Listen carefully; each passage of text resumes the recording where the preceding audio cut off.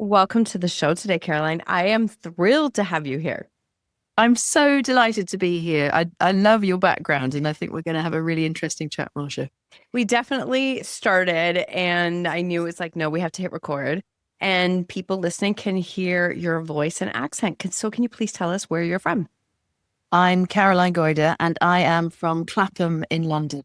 Amazing, amazing. I get so excited when I get connections from, all the other parts of the world. And I know that together we're going to be able to bring so much to people in an episode. This is why I love the interviews. So tell us a little bit about yourself, and we're going to dive into your story. In essence, I'm a not very confident introvert.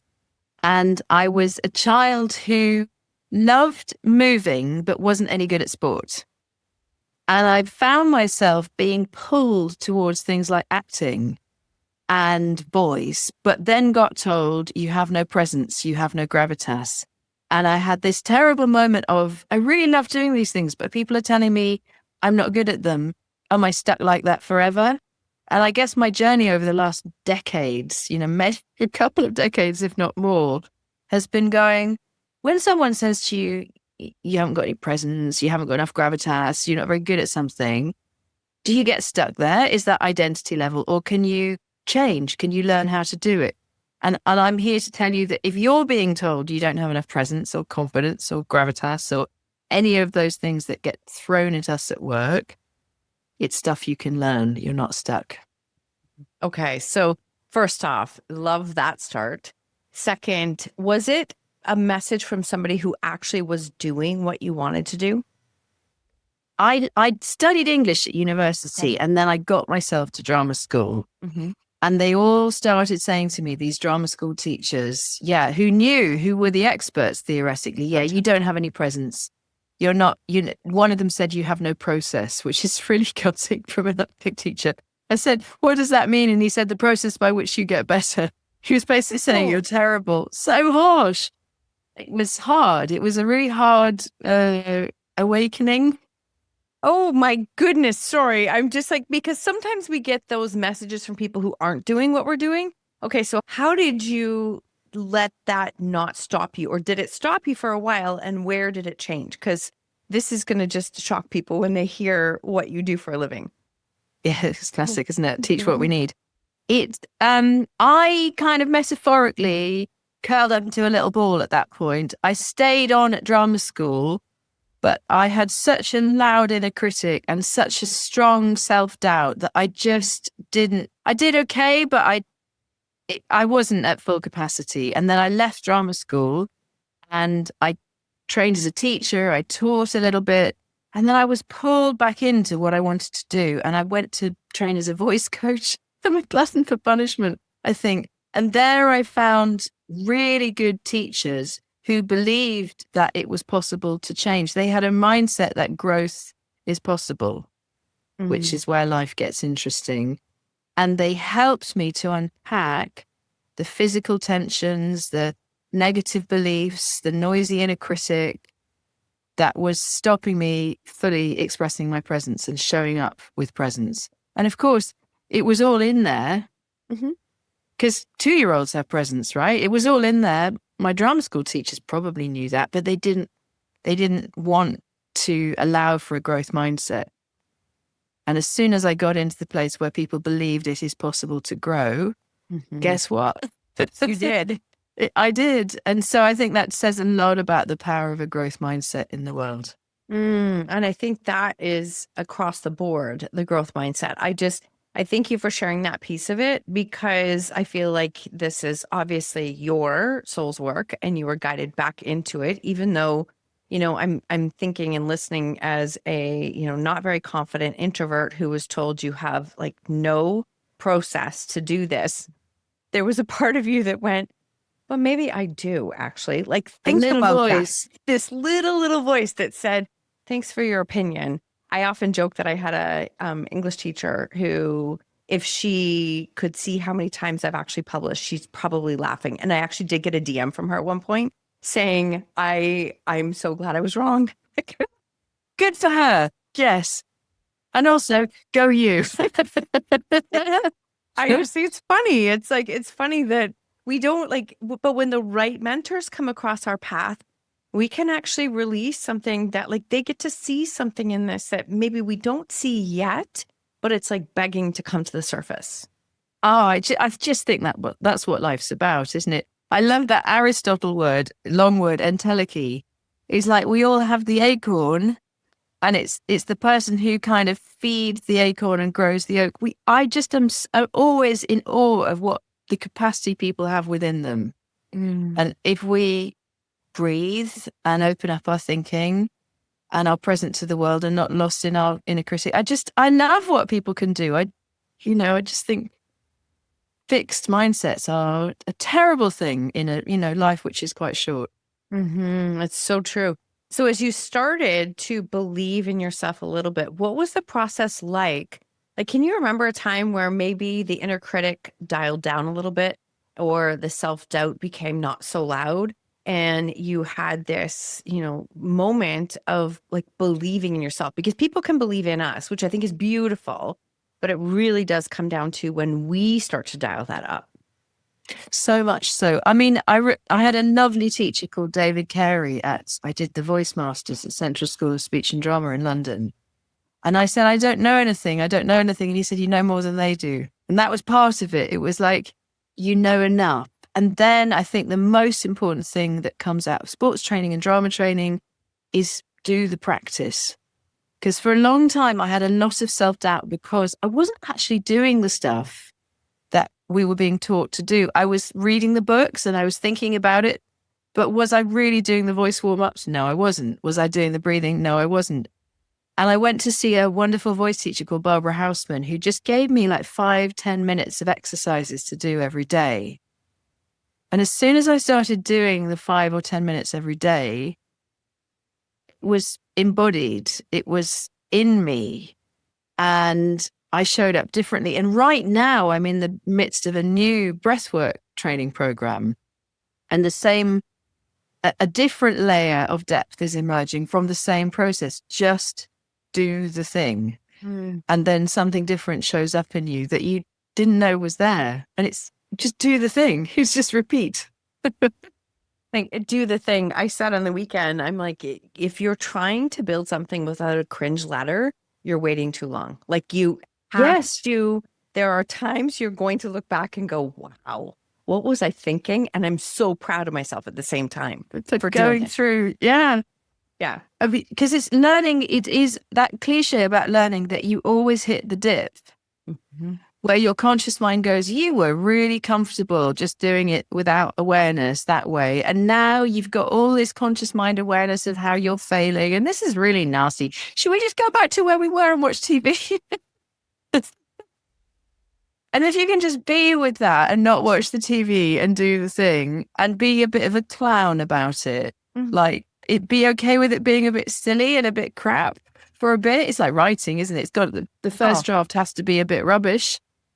Then you very gently just start to grow a new version that has the skills that you've been learning. And you can't avoid the dip, and you can't avoid the being an idiot for a bit. It's all out of love. Yeah.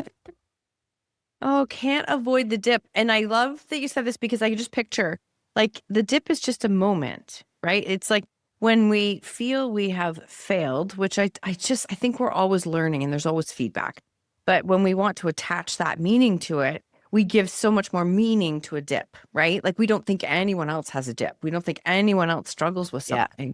And that's just not true. No, in fact, I just think anybody with any excellence in any field embraces dips on a weekly, if not daily basis. Because I think mastery, like in clown training, there was a clown teacher called Philippe Gaulier who died recently. And in clown training, you embrace the flop. When something goes wrong on stage, that's where the show is. It's kind of in going with the flop. And I think what you know in your work as well is as a speaker on stage, the more I told the story about it not working and having self-doubt, like in my TEDx, I told the story of really messing up on stage.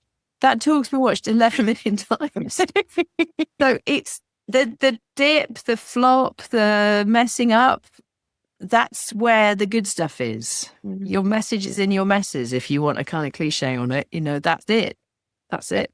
Oh, I love this connection. I have shared, so many times, some of my best close connections that I've made were all made in the absolute mess, like in the Yes. absolute mess. They were never made when life was perfect and rosy and going smooth.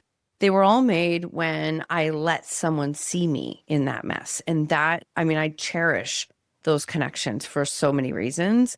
But at the same time, if you're going to be speaking on stage, it is not your perfect version that people connect with. Like they see themselves in your story, in your message, and that is in the flops. Oh, yes. And there's a kind of weird paradox, isn't there, with speaking and vulnerability, which is that you have to have a plan.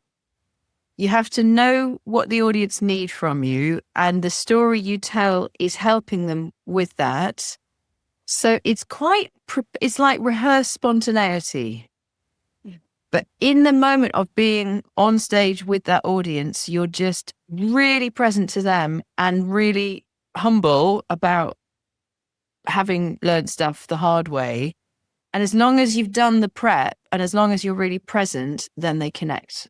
The message is never, as you know, show up and just say what you feel, because an audience want to know you've really thought about it deeply. But then when you have thought about it deeply, tell the story from a place of complete open-heartedness.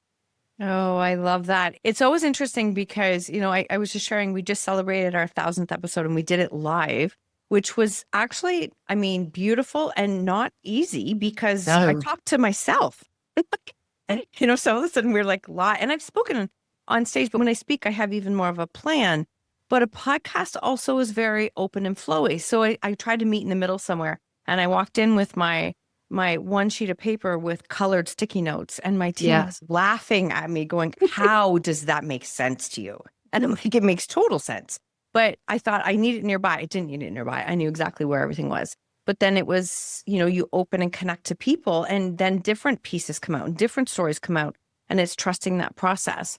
But I can say with full honesty that there was a moment that this perfectionist thought it had to be rehearsed and memorized. And so it took me being on stage in a very vulnerable moment and completely forgetting where I was to realize that it wasn't the perfect version that the audience needed. Did you ever have a moment where you learned a different way of doing or anything like that? Yes. Well, I think that, so what I learn over the years, clients tell me this, is it like you're saying, Marsha, it's the moments where we allow ourselves to dance a little bit with the audience and be a bit loose. I know that when I'm working with clients in a big group or a smaller group, even of 10 people, the moments they learn most from are the moments that are improvised, where I'm thinking on my feet or they're thinking on their feet. On stage, it's when someone comes up and tests something out with the audience. The theory, the framing is all good. It's all powerful, but people learn from something improvised, because it's like why they say never work with animals and children. That's the cliche for actors, because who is the most present? Animals and children. The moments where you are the most present, where you're slightly flying by the seat of your pants. Don't know if that expression is resonant in Canada. Yes, it is. Yes, it is. Then those are the moments that audiences just love because it's alive. I love that. I love that permission piece. And so I'm curious, I know you have worked with quite the roster of people. And is it safe to say that everybody struggles with some kind of fear when it comes to speaking? Oh, yes. I mean, so early on, I wrote this book called Star Qualities, which is not a massively great book. I loved the interviewing process. I was working at Central, where I trained, teaching business people, but also actors. And I had this idea, well, why don't I interview A-list actors about confidence?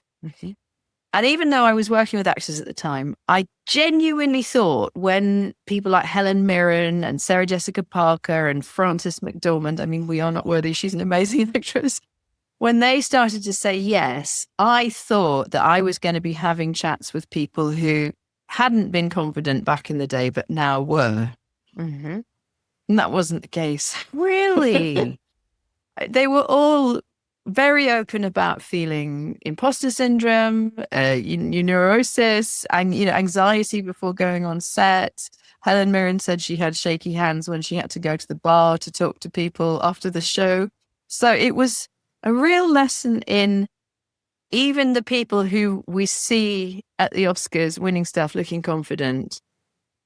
It's not that they're performing it, but that it's like a sports person who knows how to get ready to do the thing, to ski down the mountain or run the 100 meters, and they do it in that time slot with that preparation, and then they stop.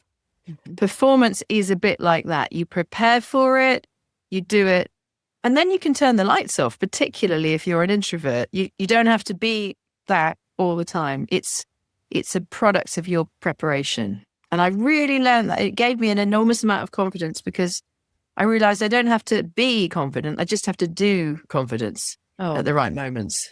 And if you do enough confidence, do you build confidence? I think you build a belief that it's possible. But I'll be totally honest. I was speaking at an event in May to a big audience, and I have to constantly remind myself in preparation that I've done it before. To go back to all the times when it's worked, and then visualize the future of what it's going to look like when it works this time. Because I think we all have an inner critic, a survival mechanism in fight or flight that says, don't do this. It's crazy. It's not a good idea to speak to 500 people. What are you thinking? Stay at home, watch TV. Much easier. This is the human piece. I love that you're sharing this. Like, it's interesting because I always talk about like stacking your wins. If you go back and you look, and exactly as you're saying, you're prepping for this talk. So there's the piece on prepping the actual talk, and then there's prepping, seeing yourself doing it. And that requires going back to look for the evidence that you've done it, visualize doing it. It's interesting because I think there comes that moment where there's so much time for the prep of the talk, and then the prep of the talk is done. It's prepping yourself. Like you have to keep doing that piece even more. And interestingly, I think the prepping of the visualization and the evidence of the past is what gets me doing the prep. Yep.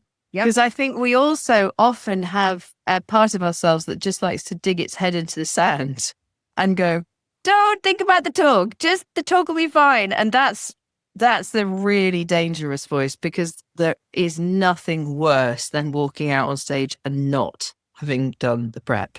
If you want to experience real self-doubt, do that. Because the truth is that people who look relaxed and confident on stage, it's not magic. And if I can see how I want to be on that stage in May, it motivates me to put the reps in. But if I'm catastrophizing, which I can easily do, much more likely to procrastinate and, tidy my whole house. File my papers, do all the things that aren't important. Oh my goodness, this is incredible. So what has been one of your favorite either clients or experiences that you've had with the business that you've created? Oh, that's interesting. There are things I've done which are moments where you go, I'm seeing into a world that so few people see into. And that's one side of it. So like working with the president and his team in a part of the world I hadn't been to before, working with a monarch in another part of the world that I hadn't been to. And like, there's a piece which is just helping people, but also just, I'm getting to see into this world, or in politics as well, seeing behind the curtain. But I think the bit that brings me the most joy is helping people on a weekly basis. It's seeing someone go, oh, okay, so if I breathe this way and I pause and I don't, then my voice isn't going to shake anymore. And it's when someone goes, hey, this is way easier than I thought. That makes work more fun than fun. So there's a kind of seeing into interesting worlds piece, and there's a seeing people get how powerful this stuff is. And then there's also testing it myself, which is doing, like, I did a big event in LA about over a year ago, which I was quite daunted by, and it went well. And so my own advice works for me because that's a convincer. So those three things of new worlds, really helping people, and also testing my advice on myself, those three things keep my life quite interesting. But I That's still beautiful. dread the tests. Yeah, we still sign up for them. We still sign up for them. I think it's a beautiful piece though, because that's what makes you authentic in what you're doing, right? You're actually leading, trying, doing, implementing, and people can witness you going through those stages and putting yourself out there. You said something earlier that I want to highlight is this piece about being an introvert. You know, Yeah. there is a belief that most speakers are extroverts and an introvert can't do it. No, I think, yeah, and you know this as well. I think we show up differently, don't we? I am never going to be the big stridey around, the speaker. The kind of Tony Robbins thing is not my thing. But can I be completely congruent and calm and confident on stage and pull people in a different way? Yes. Like I love Susan Cain, who did her talk on quiet. She's a beautiful example of introversion. And also people like Mark Carney as well. I mean, I don't know. I'm speaking. It's probably a bit too close to home, but I look at his speech at Davos. Whatever you think about his politics, and there's something about a kind of quiet, still presence in a world of bluster that's really powerful. I think what you just said there, like again, regardless of politics, the way he spoke there, the worldwide comments that you saw about. Right. That's how a leader can speak. We forget sometimes, right? We forget. I'm just going to say that we forget. And it's important to see that. And that's where like the pause comes in and the groundedness and the centeredness, and we don't have to rush and say it all. I just love that piece though about the introvert and how I think it's a strength. When they first started talking about this, I'm going to say probably like 8 to 10 years ago, talking about introverts. And I was like, I actually do connect more with an introvert. Do I love speaking and like really connecting with a lot of people? I love it. And I have learned that I do need recovery time afterwards. Like, big time. That was an eye opener. I'm like, what's wrong with me? Like, why does that feel like it just sucked everything out of me? And it's because it's like we need that recharge time. It's essential. And also, I say to clients as well, I had a lovely client who was based in New York, but was often in London. And she was a big introvert. She had lots of big speeches to do. And they used to get to the event, her and her team, and they would sit in the car because she knew once she went in, it would be like, oh, hi. She would have to kind of do the thing. But so they just gave her 15, 20 minutes just to sit quietly in the car. I've heard of politicians going into the disabled loos, to do the same thing. If you know that your system gets jangled by lots of interactions with other nervous systems, just give yourself a buffer. And then, as you say afterwards, I'm quite kind of hard line sometimes about saying, that was wonderful. I'm not going to come to the drinks party. I'll have a chat with anybody who wants to ask questions. And then, no, that's me. I'm done. And I think we just have to be a bit kind of just clear about what our boundaries are. That's beautiful. That's beautiful. So what is next for you? What are you working on right now? Other than your big talk in May? Yes, big talk in May is coming. I'm talking to my coach tomorrow, actually, as it happens. The thing that I am absolutely loving and also hating in the way that learning is I'm deep in this breathwork facilitator program. I'm learning about a kind of deeper breathwork called conscious connected breath, which is allowing me to access an inner calm and presence and connection to a very deep kind of self that I don't think I knew was possible. But it's back to the same thing that you just have to do it. Every day, I'm doing this conscious connected breathwork, and it is releasing something at a kind of unconscious level that is really different and rather exciting. I love this. We talked a little bit in the beginning about like NLP and subconscious work and fear. And I shared yesterday, I was working with a client, she's openly shared this, but this piece that people think your fear is up here in your head. And as we were doing some subconscious work to release it, she immediately like almost wanted to vomit. You could see Yes. the body was like going into, I'm like, are you okay? And she's like, what is happening right now? But the body has held on to this identity of fear for so long. And then what we do in NLP is like I would say, loosening the boundary of the problem, like creating space for a different belief. And she said, in the last 48 hours, I have slept. I feel calm. I'm ready to speak. And so again, here's another example that, her talk's been dialed in, like she's worked on it, but without overcoming this piece of fear. And she was blown away of how the body is holding on to it. It's magic. And like, in some ways, I've been thinking about this for decades, but what I hadn't realized is how much my jaw and my hips in particular had held on to old tensions. And as those tensions release, the fear is released as well. And breath is such a powerful way to release the fascia that holds the tension. And I love learning. Learning is good.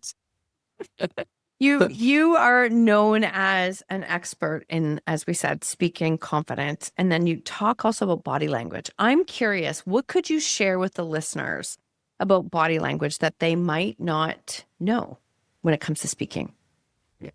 I think the really, really interesting thing about body language that we all can come back to on a daily basis in all of those tough meetings is that the body is the off switch for the brain. And what I mean by that, I was taught this by a neuroscientist years ago, and I've been playing with it ever since. She said, Caroline, you've got to understand that you can either be in internal dialogue, why did I say that? That was stupid, all of that. Or you can be in, my feet are on the floor, I can feel the air on my face, I can feel the clothes on my skin, I'm safe in my body, I'm safe in my breath, and your head will go quiet. Because often, when you see that kind of twitchy body language in people, it's as you know, it's actually a tell about the noise of the thoughts. Mm-hmm. And as soon as we can come back to that feeling of being in the body, embodied cognition, breath, safe in my body, safe in my breath, feet are grounded, the head goes, okay, I'll go quiet then. And then we get this thing called presence. But it's not magic. It's just a product of knowing the difference between the on switch for your brain and the off switch. It's just that, like, knowing how to tap into turning that switch off. And it just makes me feel like even in a space of, feet grounded and like focus on your breath. I love how you're sharing that. It pulls away from the brain and you're able to be in your body. And the piece that I would add on to that is that the biggest enemy to that is these little devices that are addictive. And what I see people doing so often, you see it on public transport, you see it in meeting rooms, everybody's staring at these screens, which is tunnel vision, and it's kind of held breath and shoulders up here. That's fight or flight. And it's also really locking us into the brain. I'm always saying to speaking clients, just put your phone down for half an hour, step away, do something to move, go for a walk, come back to your breath, just get quiet, because our phones hijack our nervous systems in a just quite crazy way. And that will have a huge impact on how you show up, which is why I say to speakers, you are not allowed to have your script on your phone. I was just going to ask you that. I was going to ask you that question because I have seen a lot of speakers do that. No, because stuff is, even if you put it on voice memos, not voice, but even if you put it on settings on airplane, stuff is coming up all the time. Stuff is popping up. Mm-hmm. And it's got your life on it. It's your whole world is in that device. Mm-hmm. And you don't want your whole world on stage with you. You just want your focus, your story, your connection to your audience. So it needs to be away from you. I love that you said that. And there's something else about that lands too, is if I'm in the audience, there is this kind of subconscious message for me if a speaker is looking at their phone, and it's that they're not present. Because what do you feel when you are talking to somebody and they're looking at their phone? I'm like, hello, did you hear me? Like, I feel sad. Yes. Yeah. Are you here? I don't know. And it does create that subconscious message. But I have seen a number of speakers do it, and I didn't really understand why it felt so odd to me. And it was, and I think you're nailing that there. I didn't realize that. But we understand why people are doing, because maybe they've written their notes while they were traveling and it's on there and it's easy. But it's like having dinner with someone whose phone is sitting in the middle of the table. You just feel a little bit like they don't care about you. It is a subconscious message that you're receiving. Yes. Yep. Yeah. And I'm a huge fan of mind maps. If someone is a visual learner, then I'm all about the mind map with them. Mind maps are a really good way to store memorable signposts in an organized, timed way that will really help you on stage. So if you're worried about how to get off a script, try a mind map instead. So can you tell people what the mind map is and how you use it? Yeah, I mean, I was talking to a client yesterday, actually, who was about to go into a big quarterly business review as a speaker. And I just got him to take a little piece of card, lay it out landscape, draw an image of what his talk was about. And he's in the drinks industry, so it was a bottle of something nice. And then I showed him how to lay out from that central image the different sections as spokes from that central image and to put timings on it. So he's starting at 9 o'clock and he's finishing at 1 o'clock. And then he can work out his introduction when he hands over to his team member for section 1, who's going to do section 2, perhaps at 10:30. They're going to take a break at 11. Then he's going to take over his section at 11:15. And you just lay out this structure through time. You add images, you add keywords, you add subsections, and you then have a speech or a presentation that you can practice. And it's funny, my brain gave us voice memos a moment ago, because then I say to people, put your phone on voice notes and talk your map and see what you remember, see what you forget, have a listen. You'll know instantly what's right and you'll know instantly where the gaps are. So then go again, remap it, talk it through. And by the third map, you've got a really good structure and you've also pretty much learnt what comes in what order. And there is no nicer feeling than being on stage and knowing exactly what comes next. In fact, it is the secret to good speaking. Because then you can riff, you can play. Well, and it's funny because I'm thinking of, first off, our subconscious mind remembers images. It remembers symbols. It remembers things like this. And that helps it to create some flow. And then secondly, I was laughing at my page at my talk because it was all color coded with like each color coded sticky note had a meaning. And I knew which one was the hit home point. I knew like where, so I had this like train in my head that I knew that pink came after green and then blue came next. And it was just, I knew it was on it, even though I didn't remember exactly like the points, but I knew where the message was going. And it in a weird way, it does help map the mind. And the audience see you owning the whole shape of it. And they feel very comfortable in that. And my color on maps is amazing. Like you say, Marsha, each section can be a different color, and that the right brain, the unconscious love that. It's funny because I had the laptop open because typically when I'm recording a podcast, I'm doing this, but I had it there and I was like, no, I know the second my mind goes to that screen, I am going to have a hard time pulling back this way. And so it was like, that goes. I didn't really even understand. I just knew it was like, that's a no. And you turn it. But it's like, again, you're finding ways that work for you and you're encouraging people to, try something, see what works and do it. Okay. So 11 million TED Talk views. Can we just for a second, what was that experience like for you? I mean, I just had no idea. It partly is just dumb luck that many people watch my talk. So much of life is serendipity, isn't it? And I was just living in Brixton at the time, which is a part of South London for people who haven't been.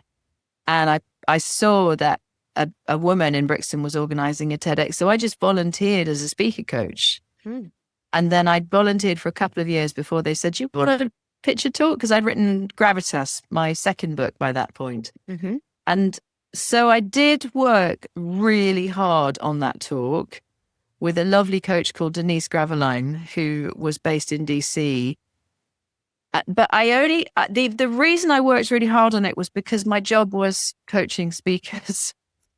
Of And course. she had said to me early on, this is quite high jeopardy. Yeah, no risk, right? No pressure. Don't mess this up. But it was just out of professional discipline that I got it to the point that it was, one of the organizers said on the day, you're more prepared than anybody else in this whole building. And that was true. And then it was really fun to do. A little bit of stuff went wrong with the air conditioning at the beginning. Because I was so prepped, it didn't throw me. And then I had this crazy prop, which a maker in Peckham had created for me by complete serendipity. We'd Googled chest of drawers, human body, and this prop, this chest of drawers popped up in Peckham, which if anybody knows London is like a mile down the road. Okay. And it was just the strangest thing. But that prop is the reason it's had so many views, I think, because people see this chest of drawers, which is like a half-naked man's body, and on the thumbnail in the TEDx, and they go, what? And then they watch the talk. So anybody thinking of doing a TEDx, just have a chest of drawers that looks like a naked man's body, and you'll be absolutely fine. Sorry, that's really funny. That's really funny. And did it take you by surprise at the number of views? Like, because it's one thing to give a talk, it is another to give a talk, and you are exposing yourself, right? You are sharing. Oh, yeah. But then all of a sudden to have a TED Talk have that many views must have been a different level of exposure. Here I am. At first you go, no one's watched it. Yes. Brene Brown said that. She's like, nobody watched it. No way. My mum's watched it 6 times. And then you kind of stop worrying about it. And then someone says, oh, it's been watched 50,000 times, and you go back to it. And then after about 1 million, I mean, I can't even picture 1 million people. Can you? No, I can't. No. 11 million. I mean, I don't know how many people in Denmark, but I think that's the population of Denmark. It becomes a quite abstract thing. But the thing that isn't abstract is people saying, that talk really helped me. And I love the power. The internet does terrible things on a regular basis, but I love the power of the internet to share a simple idea that might help people a bit. And I love that it's made a difference to people. But I've kind of let go of it. It's not really mine anymore. It's just like, it's a nice thing that's out there. That's beautiful. I love that you said that, because I think that that's a big piece about, you know, I know there's a lot of terrible things that can happen with the internet. And I don't see as much of it as some people, because I kind of treat my space as like my house. And you don't just get to come in and tramp your feet everywhere and be. So I have connected with the most incredible people, but I'm very intentional. Like I'm very, I decide, nope, not here for that one, not here for that. So I love that our paths have crossed in this process. It's wonderful. Yeah, it's wonderful. It's wonderful. Where can people connect with you? And I'm assuming that you have offers and ways that you can support people from all over. Sure. So my site is carolinegoyder.com, and there are 2 things that people can access for free. One is there's a mini Gravitas course, which is about 15 minutes long, and is basically my book Gravitas as a video course. It's like a video Blinkist. So if you want to develop more Gravitas, it's free, and it's on my carolinegoyder.com site. And the other little thing that's there is a confidence booster audio course, which takes about 10 minutes. And gives you lots of nice stuff on pause and grounding and flexing your style between strength and warmth and speaking clearly. So those 2 things will get people quite a long way and give you some really practical tools that will help you with more confidence, more gravitas, all the stuff we've been talking about. And there are, of course, the books Gravitas, Find Your Voice, and Star Qualities, which is the actor one. Beautiful. Thank you for sharing. I'll make sure it's all there in the show notes. I have loved this conversation. And it's just been so beautiful for like connecting across as far as what we have. I have a question for you that I ask everyone at the end, and it is, what lesson in life are you most grateful for? The lesson that I'm grateful for right now is the one about breath. Mm. And the power every day of just remembering I'm safe in my body and letting our nervous system remember that we can breathe down low and wide diaphragmatically. And in a time that feels like beyond unstable out there, that in our own nervous systems, we can connect to safety no matter what. I think it's been a very powerful lesson for me this year after my father died last year. But it's also just a really wonderful lesson for all of us because we're all better as people when we remember that we're safe. Now, sometimes there are people out there who aren't safe. Mm-hmm.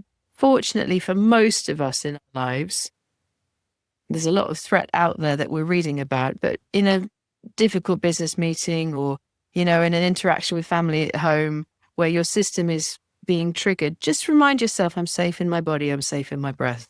It's amazing the power that comes from that. Incredible. Incredible. Thank you so much for everything that you shared. And I love that you went there at the end because that was something I don't think I really understood until the last couple of years. It seemed soft to think about safety in your body and safety in breath, but it's everything. It It's is everything. everything. Yeah, it's everything. Thank you. My total pleasure. It's been so lovely to speak, Marsha.